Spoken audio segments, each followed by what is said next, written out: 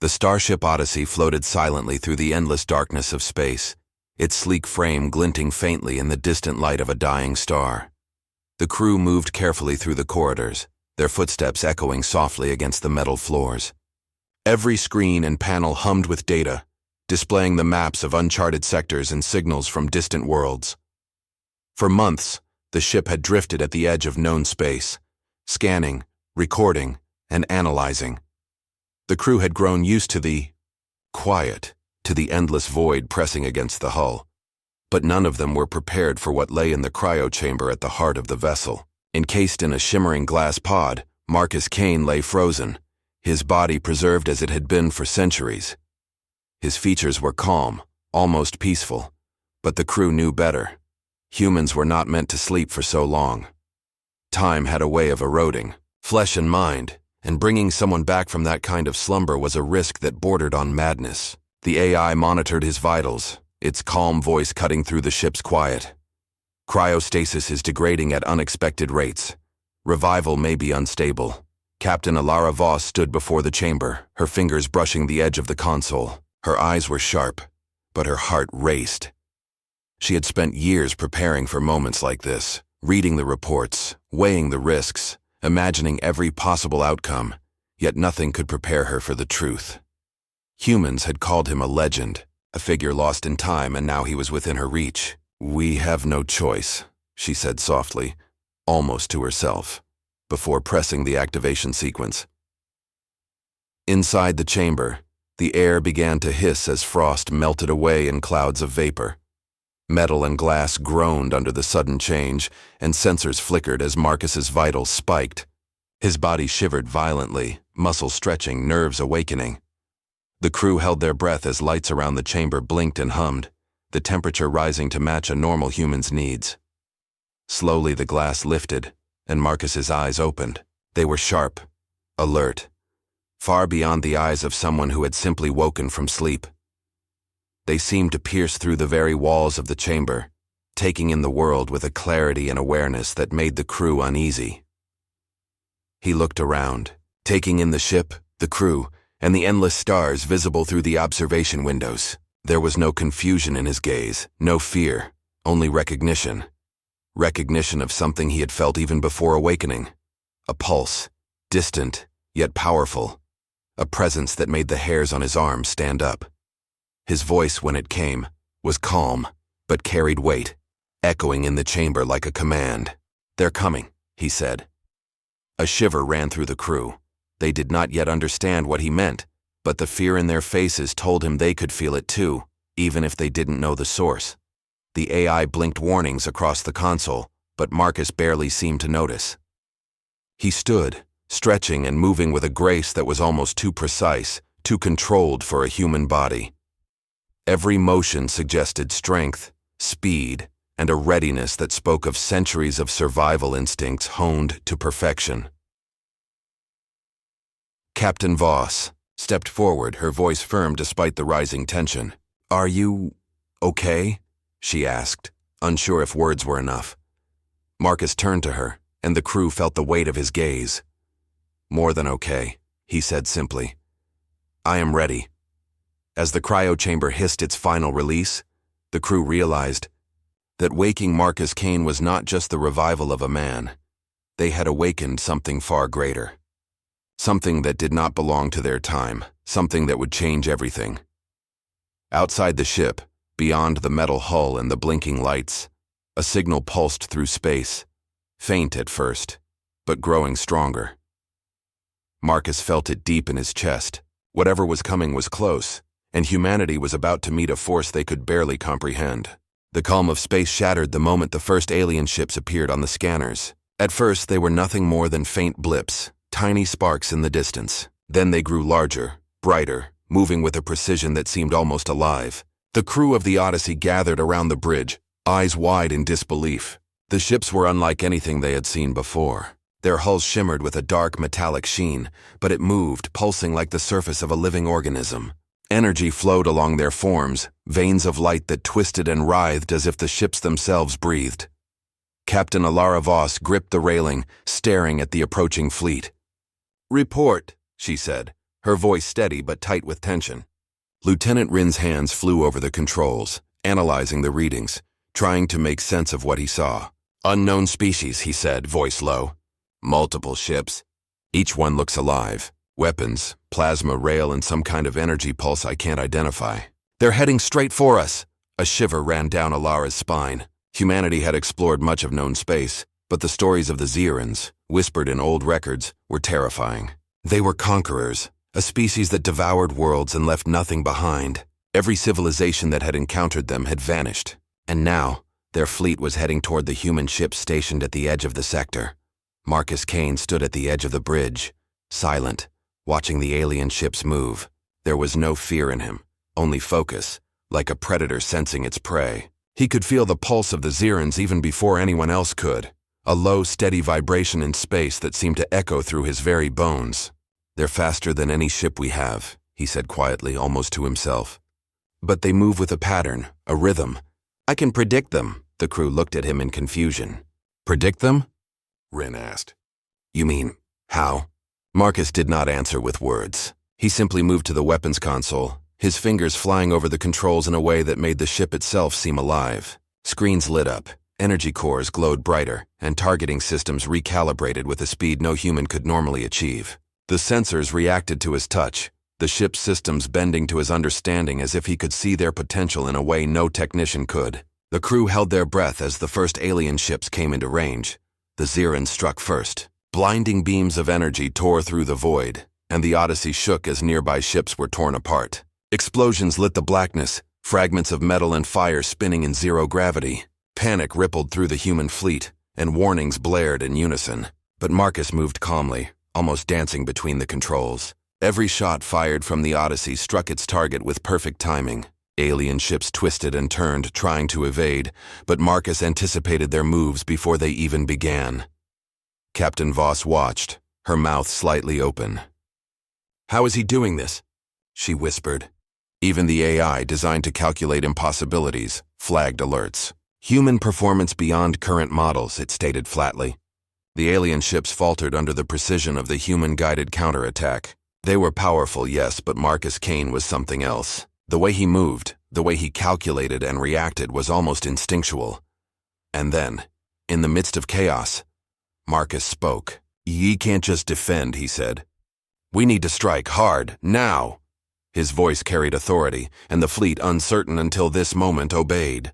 Ships moved in formation, striking the Zerans with precision and power that left the aliens reeling. Explosions erupted in the void, and the darkness of space was punctuated by streaks of light as human ingenuity and strategy took the offensive. But even as the first wave of alien ships fell, Marcus's eyes did not waver. He could see the fleet beyond the first line, larger and stronger than anything humanity had faced. The real threat was still coming, and the pulse he felt deep in space throbbed like a warning drum. The humans had survived the opening strike, but the war was only beginning. And Marcus Kane, the man awakened from centuries of sleep, was already planning the next move. The first real battle began near the gas giant Zerath 9, its swirling clouds and raging storms a chaotic backdrop for the clash of human and alien fleets. The Odyssey cut through the void, its engines glowing like molten gold, leading the fleet of human ships that trembled under the anticipation of the fight ahead. Marcus Kane was at the helm, his presence calm and commanding, as if he could feel the rhythm of the battle before it even started. The Zeran ships loomed like dark predators, their metal skin writhing with energy, tendrils of weaponized matter extending outward to crush anything in their path. The humans braced themselves as explosions lit the black sky, the shockwaves rattling the hulls of their ships. The first wave of alien fighters struck, weaving through human defenses with terrifying speed. Their plasma beams scorched the void, tearing through shields and striking ships with deadly precision. Human vessels were torn apart, leaving fragments drifting silently in the vast emptiness. Panic flared briefly, but Marcus's steady hands on the controls became the anchor. With near-perfect timing, he maneuvered the Odyssey, predicting the Zerans' movements before they executed them. The human fleet followed his lead instinctively, trusting his unspoken command. He directed counterattacks with a clarity no one else possessed. Torpedoes fired at angles that seemed impossible, dodging enemy fire and striking vital points in the alien hulls. Energy pulses from the human ships synchronized with his commands, shattering Zeran shields and igniting chain reactions that sent waves of enemy fighters spinning helplessly into space. Marcus moved as if he were part of the ship itself, every motion precise, every decision instinctive. The crew could only watch, awed, as the Odyssey seemed to anticipate each strike and counterstrike. Despite the humans' surprising advantage, the aliens were relentless. A Xeran dreadnought emerged from behind the gas giant, its massive form blocking starlight, pulsating with dark energy. Its weapons fired in a storm, tearing through the human ranks. Explosions shook the fleet and cries of alarm echoed through the ships. "We can't hold them!" one officer shouted, fear creeping into his voice. But Marcus's gaze was steady. He studied the dreadnought, tracking the flow of its energy and calculated the exact moment to strike.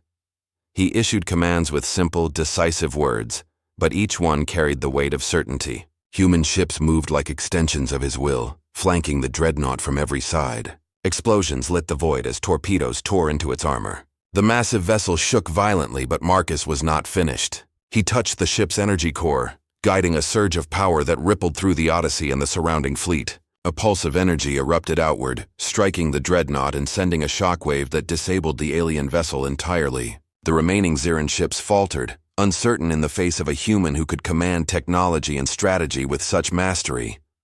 For the first time, the humans felt a surge of hope. Ships that had moments before been on the brink of destruction now rallied, striking with precision and courage. But Marcus did not celebrate. He could feel the larger threat approaching, the hidden strength of the Xeran fleet that still awaited them. His body hummed with energy and tension, knowing this victory was only temporary, a small light in the darkness of what was to come. The Odyssey and its human allies held their ground, battered but unbroken. Marcus Kane, awakened from centuries of slumber, had proven that even against overwhelming odds, humanity could fight back with ingenuity, courage, and determination. The aliens had learned one thing that day: humans were unpredictable, relentless, and far stronger than they had ever imagined, and Marcus knew that the real battle was still ahead. The victory near Zarathanaim had given the humans a momentary sense of triumph, but it was short-lived. The Xerans were not defeated. They were only regrouping, their tendrils of shadow stretching across the void, preparing for a strike that would test every human ship and every human life. On the bridge of the Odyssey, alarms still blared intermittently, warning of hull damage and system strain. The crew moved with urgency, repairing and recalibrating, but their faces showed fatigue. Even after a victory, the weight of the coming battle pressed heavily on them. Marcus Kane stood silently, his eyes fixed on the distant shadows of the enemy fleet, sensing the pulse of the Xerans like a heartbeat in the dark. The AI spoke, its voice measured yet carrying a note of concern. Human physiology is under extreme stress. Marcus Kane cannot maintain this level of output indefinitely. Warning: critical energy depletion imminent. The words barely registered to the others, but Captain Alara Voss glanced at Marcus, noticing the faint lines of strain on his face. His body was extraordinary, enhanced in ways she could not fully understand. Yet even extraordinary had limits. She opened her mouth to speak, to warn him, but he shook his head almost imperceptibly. There was no time for caution. The Xeran fleet was moving faster than anyone had expected, and their ultimate goal was clear: annihilation of every human vessel in the sector. Marcus turned from the controls, his gaze sweeping over the fleet. "We have to strike before they consolidate," he said, voice steady but forceful. "Waiting will cost lives." He tapped into the ship's systems, coordinating the human vessels with an instinctive precision that no human could normally achieve. Ships responded to his commands as if they were extensions of his own body, forming patterns and maneuvers that blurred the line between instinct and calculation. Even the AI, normally the fastest processor aboard the ship, lagged slightly behind his comprehension. The fleet followed Marcus to the Xeran homeworld, a dark alien planet covered with jagged black spires that jutted into the stormy skies. Rivers of molten metal ran across its surface, reflecting the eerie light of the twin suns. As the humans approached orbit, the Xerans launched their defenses. Swarms of alien fighters poured from the spires, their tentacle-like weapons slicing through space, energy pulses igniting in brilliant arcs. Human ships fired back, but the alien numbers were overwhelming, pressing the fleet to the edge of destruction. Marcus did not hesitate. He led the assault personally, guiding boarding parties and strike craft with perfect timing. Ships weaved in and out of enemy fire, dodging energy beams that could melt steel, while torpedoes struck vital points in the Xeran defenses. On the surface, Marcus moved like a force of nature, dismantling alien weapons and tearing through enemy ranks with hands faster and stronger than any human should be. Sparks flew, explosions shook the spires, and yet he never slowed, never faltered. Each victory came at a price, though. Crew members aboard the Odyssey shouted warnings, noting structural damage and energy overloads. But Marcus barely noticed, focused entirely on the larger goal. Captain Voss watched from the bridge, awe and fear warring in her heart. She realized that Marcus Kane was not merely a human soldier. He was something more, a weapon of immense power far beyond what humanity had ever produced. Yet with that power came a fragile edge. He could not sustain this level of energy forever, and each moment of exertion brought him closer to collapse. Still, he pressed on, driven by something deeper than logic or duty, a sense of responsibility, a refusal to allow humanity to be extinguished by the alien threat. As the battle raged across orbit and on the planet's surface, the human fleet and Marcus Kane became a single unstoppable force. Ships maneuvered with precision, and every strike Marcus directed carried devastating effect. The Zirans, for the first time in centuries, faltered, unable to anticipate the unpredictable human strategy. But even in this moment of triumph, the cost was clear. Marcus was pushing his body and mind to the absolute limit, and every human under his command knew that the next strike could demand a sacrifice beyond imagining. The surface of the Ziran homeworld was a place that defied imagination. Jagged black spires clawed into the stormy skies. Rivers of molten metal flowed between twisted valleys, and clouds of thick metallic smoke roiled above the battlefield. Human ships hovered above, their hulls battered but intact, as the last remnants of the fleet prepared for the final strike. Marcus Kane stepped onto the planet's surface, every movement precise and deliberate, his eyes scanning the chaotic terrain for the heart of the alien threat. He could feel it, an oppressive force, massive and intelligent, pulsing with energy that seemed to stretch across the planet itself. This was the Ziran Overmind, the central consciousness of the fleet, and it waited for him. The Overmind emerged from the largest spire, a towering creature of shifting metal and dark energy, its form constantly changing as it absorbed surrounding structures into its body. Its voice vibrated not through air but directly into the minds of those nearby, a cold mechanical resonance that carried centuries of conquest. "You are insignificant," it spoke, its tone echoing like a hammer against steel. The humans froze, but Marcus did not flinch. He stepped forward, his fists clenched, his presence radiating a calm strength that no machine, no matter how powerful, could match. "Insignificant? Maybe," he said, his voice carrying through the smoke and ash. "But I am human." The first strike came like a storm. Tendrils of dark energy lashed out, crushing rocks and tearing at the ground, aimed to annihilate everything in their path. Marcus dodged with inhuman speed, leaping over the crushing attacks, moving with the precision of someone who had already calculated every possible outcome. Each movement was a combination of instinct and intellect, honed over centuries of life and training. The humans around him fired their weapons, but the Overmind absorbed most of the attacks with ease, shifting its form to deflect, to counter, to strike again. Marcus realized brute force alone would not win this fight. He needed to act faster, strike harder, and use every ounce of his extraordinary abilities. With a roar, he launched himself at the Overmind, his fists striking the metallic surface, sending tremors through the ground. Each blow tore through the alien's armor, sending fragments of dark metal flying. And yet the creature adapted, its form constantly reshaping to absorb the impact. The humans watched in awe and terror, as Marcus seemed unstoppable, moving faster than their eyes could follow, anticipating every attack and countering with precise, devastating force. The battle escalated. Marcus's hands glowed with energy as he absorbed and redirected power from the environment itself, channels of molten metal and energy surging through him and erupting outward in waves that shattered alien defenses. The Overmind's attacks grew more desperate, thrashing wildly, lashing at the ground, the air, and Marcus with every ounce of its strength. Yet he remained relentless, his human determination driving him forward even as fatigue clawed at his body. Every strike he delivered was a message. Humanity would not be conquered. Not today, not ever. Finally, after what felt like an eternity, Marcus found the Overmind's core, a glowing nexus of dark energy that pulsed like a heart. He struck with everything he had, a single perfect blow that shattered the core and sent a shockwave across the planet. The black spires cracked, molten rivers erupted into steam, and the alien fleet faltered, leaderless and disoriented. For the first time, the humans felt the tide of battle shift. The Zirans were losing, not because of numbers or technology, but because of the force of a single human who refused to quit.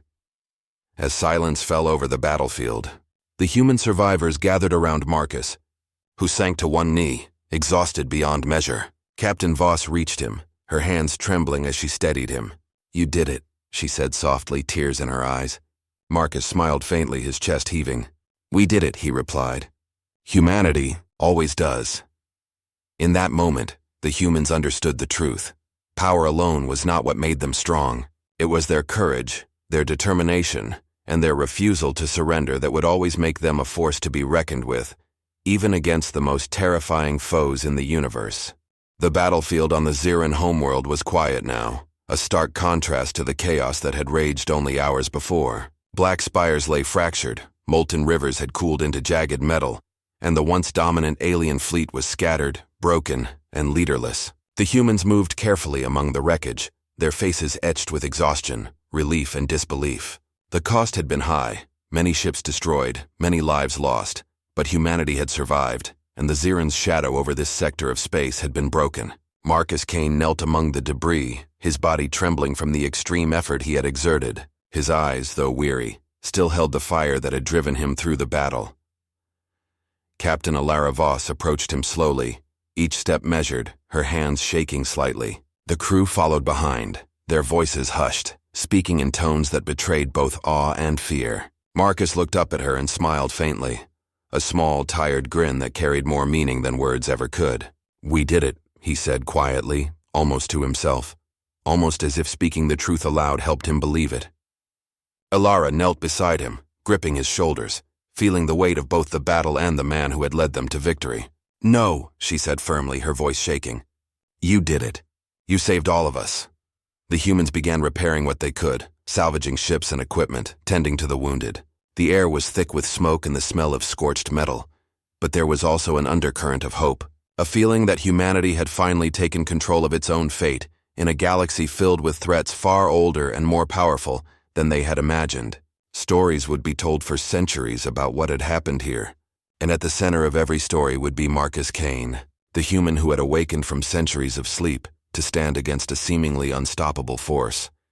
Even as repairs continued, Marcus remained still, feeling the pulse of space around him, sensing that danger might still lurk, that victory was fragile. He thought about the civilizations the Zirans had destroyed, the countless lives extinguished before humanity had even stepped onto the galactic stage. But he also thought about humans, their resilience, their courage, their ability to adapt and survive against impossible odds. He realized that even without his strength, they would find a way to endure, to fight, to rise. His own power had been extraordinary, yes, but it was humanity itself that had carried the day. As the fleet regrouped in orbit, human engineers and pilots began plotting the next phase. They would rebuild, explore, and secure the sector, knowing that threats might return.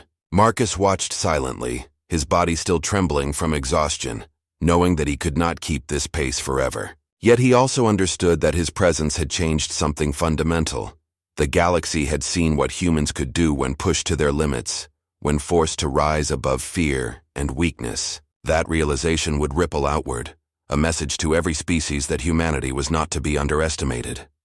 The stars above the Ziran world seemed brighter now, sharper against the dark void. Marcus finally stood, his legs steadying despite the fatigue, and turned to face the fleet. The crew gathered around him, no words needed. Their eyes spoke the gratitude, admiration, and respect that could not be captured in speech alone. He raised his hand slightly, a simple gesture of acknowledgement, and in that moment, the humans felt the weight of what they had accomplished. They had survived the impossible, defeated a threat far stronger than themselves, and proven that courage, determination, and ingenuity could overcome even the darkest of odds. As the Odyssey prepared to lift off and lead the remaining fleet back to human space, Marcus Kane looked out into the void, feeling a quiet pride and a deep connection to the species he had helped save. The battle was over, but the story of humanity's resilience would continue, carried on the wings of those who had witnessed it firsthand.